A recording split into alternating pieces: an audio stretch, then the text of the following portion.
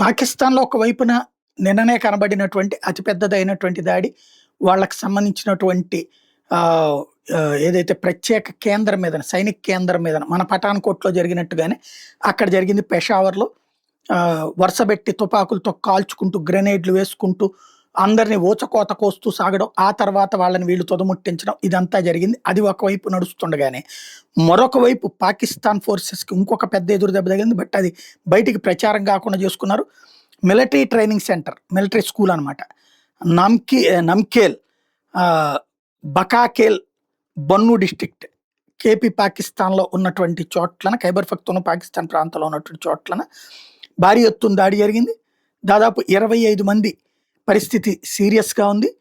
అదే 25 మంది ప్రాణాలు కోల్పోయారు. వందల మంది పరిస్థితి సీరియస్‌గా ఉందన్నటువంటి తాజా అంశం. అన్నోన్ డ్రోన్ స్ట్రైక్ అట అది.